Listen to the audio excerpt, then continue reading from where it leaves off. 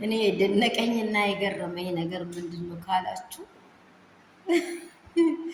ሄርሜላን ሁሉም ነው እንደሚሲመው። እኔ ግራ ገባኝ እኮ የማን ናት የማን እንደሆነች እኔ ሊገባኝ አልቻለም። ሁሉም እየሳመ ነው፣ ለሁሉም ጠቅ ነው።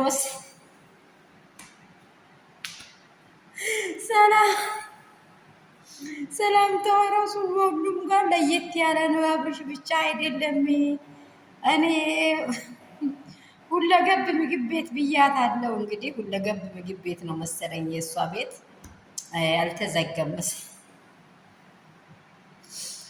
እናንተን ዛሬ ምን ልናገር እንደሆነ አስባችኋል? ትላንትና ሩታ በጣም ተሰሚ የሚሰማትን ሰው አጣች። በደንብ ቪዲዮውን አይታችሁ ከሆነ በጣም ከአብርሃም በላይ ውስጧ የታመመው ሩታ ናት። የምር ነው የምላችሁ፣ ውስጧ በጣም ታሟል። የሚሰማት የለም። ዶክተሩ ያለው ራሱ ብቻውን ከትዳሩ ጋር ራሱ ብቻውን መሆን አለበት። በዚህ ሰዓት ጭንቀት አያስፈልግም ለሱ መረበሽ አያስፈልግም። የመጨረሻ ቪዲዮን አይታችሁ ከሆነ አብርሽ መጀመሪያ አንተ ለማንም የምትሆነው አንተ ስትኖር ነው። ልጅህም ትዳርህም ሁሉም ነገር የሚሆነው አንተ ስትኖር ነው እያለች ስትመክር ሁላችን ሰምተናል። ግን ይሄንን ልሰማ አልቻለም ማንም ማለት ነው። ዴቭ ትልቅ ሰው ነው። ትልቅነቱ ትንሹ ነው አይቼዋለሁ። የበለጠ በቃ የዘቀጣ ነገር ማለት ነው። እሷ ሩታ ዞር እንዳለችው አፉ ላይ ስትለጠፍ ልጁን ታሟል። ተይው በቃ አረፍት አለ ያድርግ። ማናችሁም በዚህ ሰዓት ለእሱ አትቅረቡ። ከእኔ ከወንድሜ ከኤፋ ወይንም በቃ ቡዜ ራሱ አትቅረብ እየጮኸች ነው ብሎ ማስጠንቀቅ ሲገባው እሷ ስትለጠፍ ሄርሜ በቃሽ ምንንትሴ ይሄ ክፍያ የለውም ወይ ትላላችሁ?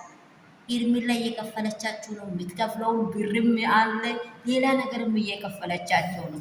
በነፃ አይደለም። ሰላምና ጸጋ ብዝት ይበለላችሁ። እንደምን አደራችሁ? ሁሉ ሰላም፣ ሁሉ መልካም ነው። እኔ ጋር ሁሉ ሰላም ነው። እውነት ቤቱን እና ህይወቱን ያለው ሰው አንድ ሰው ብቻ ነው። ብቻ ለዛ ሰው እናንተ ለእግዚአብሔር ስትሉ አጠገብ እንድትቆሙ ነው የሚፈልገው። ሩታዬ በጣም እየተጎዳች ነው። ተሰምነት አጣች። ቤተሰቧ ለምን ከእሷ ጋር እንዲህ አይል ስሜታዊ ሆኖ እንደያዛት እናንተ እኔ አንዳንድ ጊዜ አውቃለሁ። የወንድም ምስት በጣም ነው የምትገፋው። ሴት እህቶች ካሉ በጣም ትገፋለች። የምር ነው ምላችሁ ትገፋለች። የወንድም ምስት አትሰማም። ምንም ወርቅ ብደረድር የወንድሜ ነገር ነው እንጂ የሚሰጠው የማንን እየሰጠች ነው ብላ ይሄት እንደዚህ ነው የምታመናጭቀው። ይሄት ወንድሞች ካለ ወንድሞቻችሁ እህቶች የምታደርጉትን ነው እየተናገርኩ ያለው።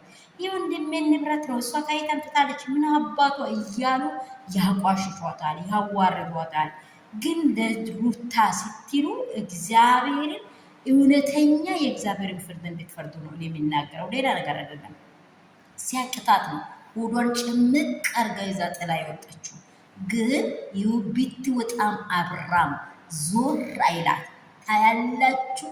እሷ ሄርሜላ ጋር ዞር ብሎ ሩታን እንዲያደርጋል ነበር። አይሆንም።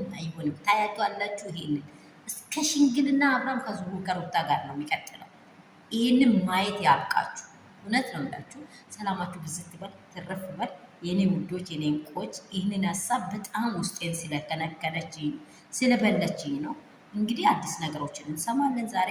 ምንም ነገሮች ቢያይሉ የእውነት ቦታውን አትለቅም። እናንተም ስፍራችሁን አትልቀቁ እላችኋለሁ የኔ እንቆች፣ የኔ ውዶች።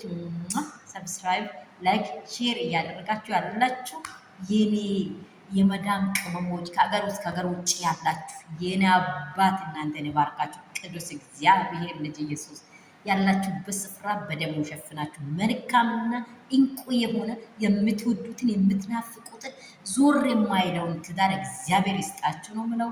ለሁላችን ይስጠን።